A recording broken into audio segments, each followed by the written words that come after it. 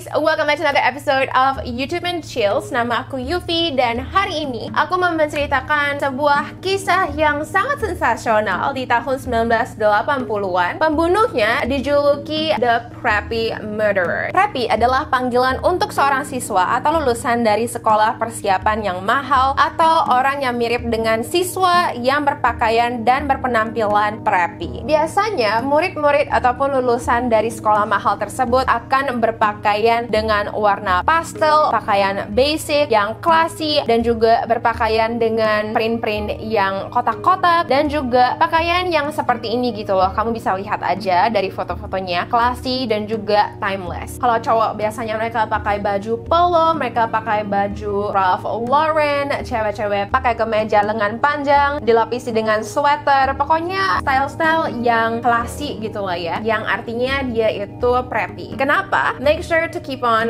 watching. Sebelum aku lanjutin ceritanya, aku mau kabarin lo kalau produk terbaru dari Premier Beauty yaitu Silver Swirl Collection baru launching lo di Shopee, dan hari ini aku pakai beberapa produknya to do this makeup look. Yuk kita lihat satu persatu. Salah satunya adalah Reshape Beauty Mascara. Aku suka banget sama maskara ini karena maskara ini tuh bisa menambah volume bulu mata aku tanpa ada clumpnya, dan ini juga bisa last all day. Cara pakainya tuh gampang banget, dan aku juga suka banget sama bentuk wand-nya yang gampang dikontrol. Next adalah Eclipse Eyeliner. Aku suka banget sama tipnya. Kamu bisa lihat brushnya itu ada soft tipnya, jadi tidak mengiritasi mata kamu karena tipnya itu sangatlah tipis ya. Jadi kamu bisa dengan mudah mengontrolnya untuk membuat line sesuai dengan bentuk mata kamu. Dan ini tuh last all day ya, tahan selama 24 jam. Ini juga smudge proof dan waterproof. Produk yang aku pakai selanjutnya adalah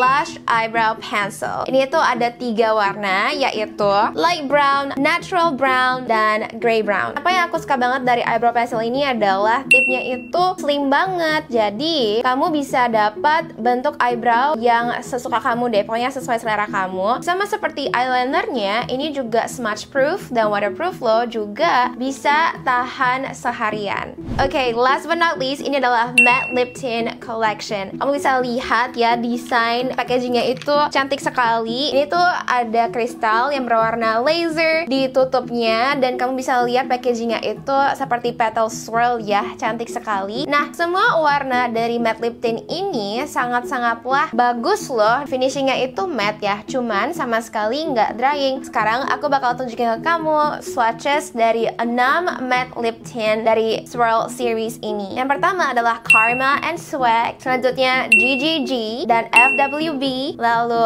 Bay dan NSA. As you can see, semua produknya itu high quality banget, dan aku suka banget sama lip tintnya. Kamu tinggal ketik di Shopee Premier Beauty Official Store, dan aku juga ada link linknya di description box di bawah. Anyway, let's continue to the story. Cerita ini berawal pada tahun 1986 di Long Island, New York, Amerika. Ada seorang remaja yang bernama Jennifer Levin. Dia berusia 18 tahun dan dia tinggal dengan ayahnya di sebuah apartemen di daerah Soho. Jennifer dikenal sebagai anak remaja yang cantik, pintar bergaul, rajin, dan sangat ramah. Karena dia adalah tipikal remaja yang populer, dia pun berteman dengan orang-orang yang tinggal di Upper East Side. Upper East Side adalah sebuah daerah di New York yang dimana banyak sekali orang-orang yang tajir tinggal di sana gitu loh. Jadi dia pun bergaul dengan mereka, dan kita bisa bilang remaja yang tinggal di daerah Upper East Side itu adalah anak-anak yang preppy karena mereka tajir, biasanya mereka cantik, ganteng, dan juga sangat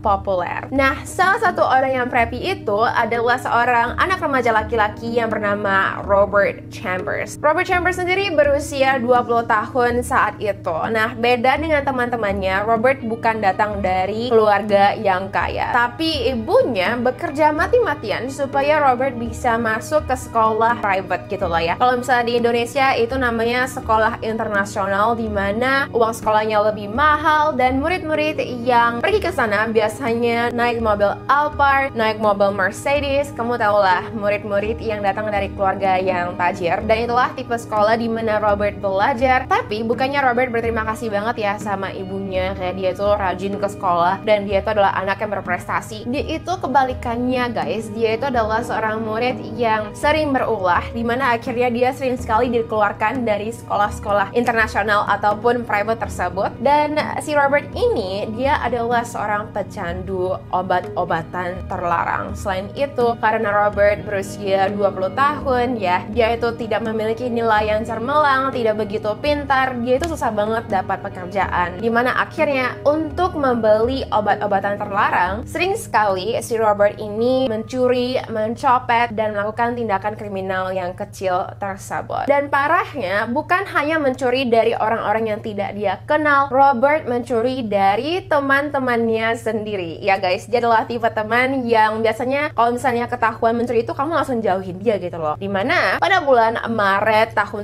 1986, si Robert kepergok mencuri kredit card temannya sendiri. Setelah itu dia membeli banyak sekali barang-barang mahal kayak baju, sepatu, dan sebagainya, dimana akhirnya Robert ketahuan dong, dan harusnya itu dia dilaporkan ke polisi. Tapi karena ibunya asik membujuk keluarga temannya untuk tidak melaporkan Robert ke kantor polisi, akhirnya dia pun tidak dipenjara sama sekali, dan ibunya berjanji kepada orang tua teman dari Robert agar si Robert itu bakal dimasukkan ke rehabilitasi. Dan dari perlakuan Robert selanjutnya, tampaknya rehabilitasi itu juga tidak berhasil gitu loh, karena Robert melakukan hal yang lebih mengerikan dari sekedar mencuri credit card temannya. Nah, kalau kamu lihat dari foto Robert, you can see ya, dia itu adalah seorang anak laki-laki yang ganteng banget. Dia juga tinggi, tubuhnya juga sangat atletik. Jadi secara otomatis cewek-cewek itu pada suka dengan Robert. Meskipun dia dikenal sebagai anak yang bandel gitu ya, dia itu kecanduan obat-obatan terlarang, tetap aja cewek-cewek yang melihat si Robert itu pada suka sama dia dan berusaha untuk mendapatkan perhatian Robert. Salah satu perempuan yang suka dengan Robert dan menunjukkannya adalah Jennifer Levin. Dan tampaknya si Robert juga suka dengan Jennifer, dimana pada bulan Juni 1986 mereka sempat kencan gitu ya, dan juga sempat pacaran. Tapi pacarannya itu lebih ke kayak open relationship gitu loh, karena kan mereka masih muda. Jadi si Jennifer masih punya pacar juga, si Robert juga bakal keluar kencan dengan cewek-cewek lain. Jadi mereka itu tampaknya memiliki open relationship dan kedua pihak itu kayak oke-oke aja gitu. Nah, di bulan Agustus tahun 1986 juga tampaknya mereka kepergok sering jalan sama-sama, dan teman-teman mereka juga melihat kalau oh kayaknya si Jennifer dan si Robert itu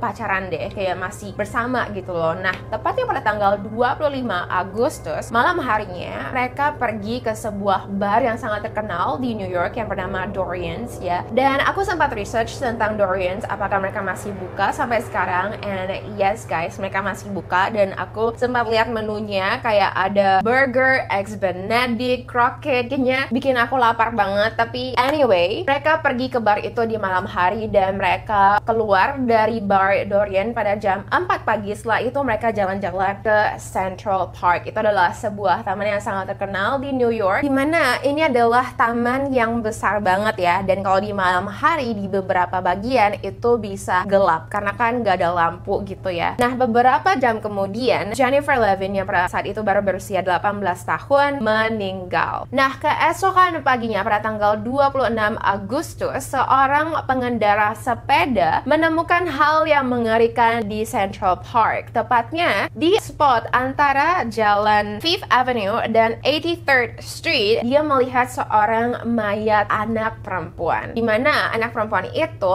terlihat kalau bajunya itu sudah robek-robek dan celana dalamnya ada terletak di beberapa meter dari tubuh mayat tersebut. Dan setelah polisi dipanggil, tubuh itu diidentifikasi sebagai Jennifer Levin. Nah, pada saat itu polisi langsung berusaha untuk mencari siapa sih kira-kira pelakunya ya. Dan semua teman-teman dari Jennifer langsung mengarah ke si Robert karena dia adalah pacar si Jennifer dan dia juga adalah orang yang terakhir kali melihat si Jennifer. Nah, si Robert pun langsung dipanggil ke kantor polisi untuk diinterogasi, dimana ketika polisi melihat si Robert, mereka langsung mikir kalau oh my god, dia tuh ganteng. Tapi anyway, selain mereka merasa kalau Robert itu adalah anak laki-laki yang ganteng, mereka juga melihat kalau ada bekas cakaran di muka si Robert ini ya, yang kayaknya merusak wajah estetik tampannya itu. Nah, ketika polisi bertanya kepada si Robert, kenapa ada cakaran di muka kamu, like what's wrong gitu kan, si Robert langsung bilang kalau kalau oh ini adalah bekas cakaran kucing aku. Tapi ketika polisi memverifikasi hal ini kepada kucing Robert yang melihat kuku si kucing Robert ini, mereka menemukan kalau kukunya itu baru aja digunting, jadi nggak mungkin bisa mencakar muka Robert sampai segitunya gitu loh. Dimana akhirnya Robert pun mengkonfes gitu ya. Si Robert bilang kalau ya jadi itu aku secara tidak sengaja membunuh si Jennifer. Jadi apa yang terjadi adalah setelah kita keluar dari bar Dorian, kita berjalan di Central Park dan kita melihat gitu loh ada sebuah tempat ya kayak tempat kosong gitu, dimana akhirnya kita memutuskan untuk melakukan hubungan jigi-jigi. Dan ketika kami mulai melakukan hubungan, tampaknya si Jennifer itu suka melakukan hubungan jigi-jigi yang lebih kasar gitu ya. Ini semuanya menurut si Robert ya. Ketika si Jennifer mulai melakukan hal yang kasar, si Robert nggak suka dan dia langsung mendorong si Jennifer dan saat itulah tidak sengaja membunuh si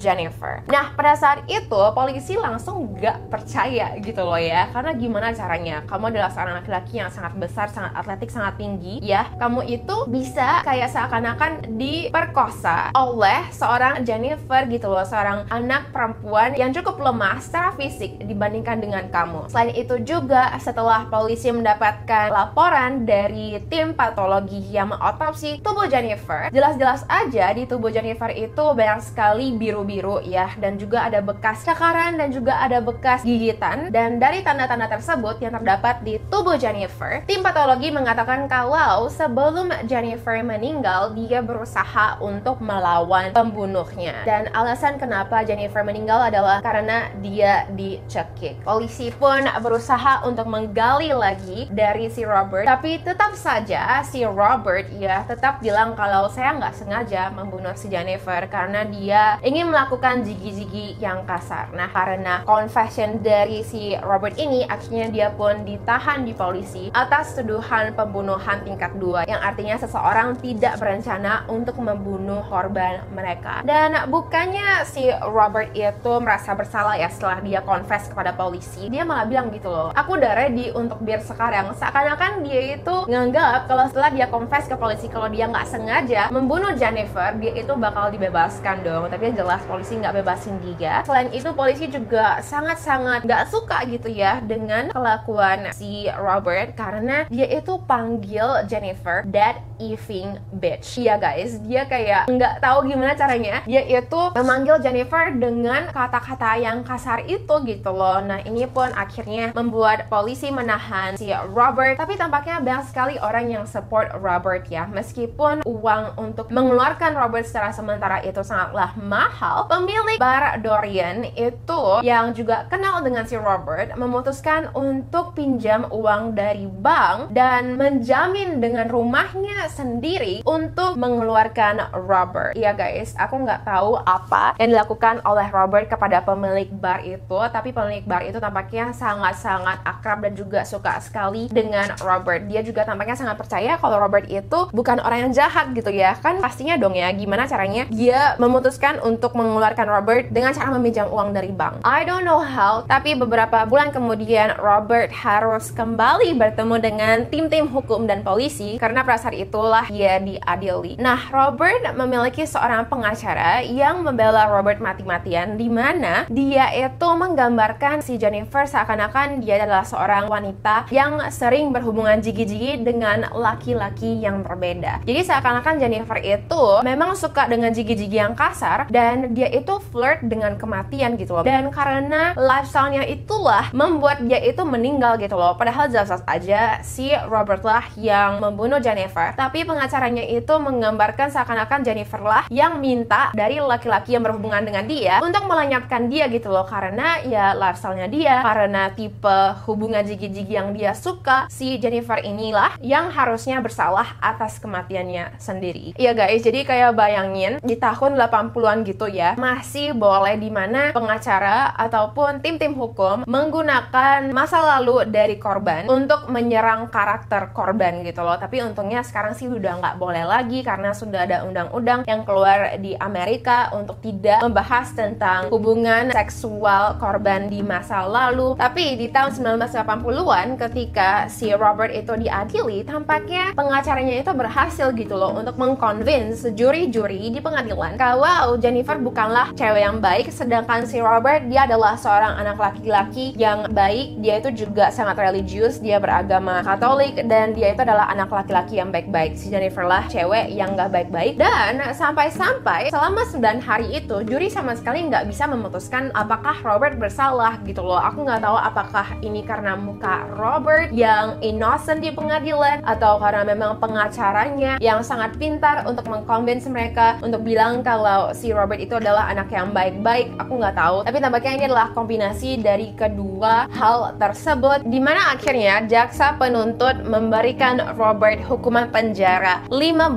tahun atas tuduhan pembunuhan tingkat kedua, bukan pembunuhan tingkat pertama. Dan Robert dipenjara selama 15 tahun full itu ya, dimana akhirnya di tahun 2005 si Robert ini dikeluarkan. Nah, bukannya Robert menjadi orang yang lebih baik setelah dia dipenjara selama 15 tahun, dia malah kembali berkecimpung dalam hal-hal yang kriminal gitu loh, dimana akhirnya pada tahun 2007 si Robert ditangkap oleh polisi atas tuduhan menjual obat-obatan terlarang dari apartemennya, dimana pada tahun 2008 si Robert mendapatkan hukuman penjara selama 20 tahun. Dan kalau Robert berperilaku baik di dalam penjara, dia bisa dikeluarkan pada bulan Januari tahun 2024.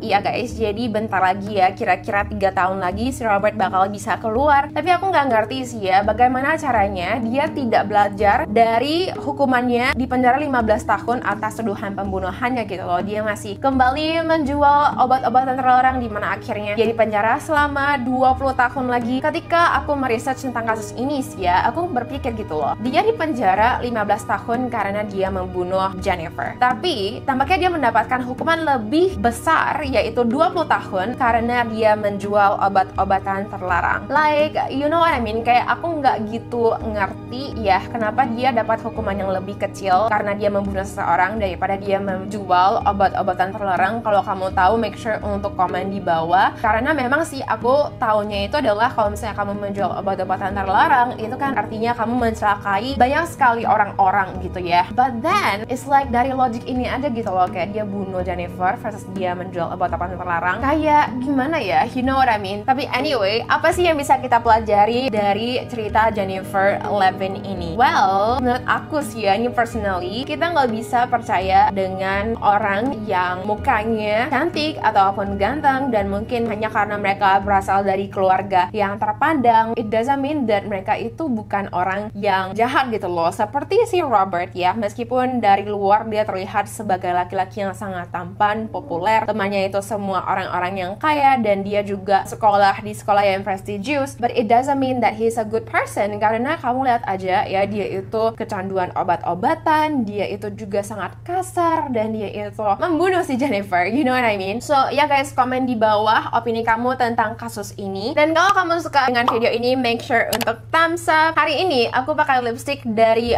Bobbi Brown. Ini adalah warnanya. Anyway, thank you so much for watching. I hope you have a wonderful day and I will see you in my next video. Bye guys!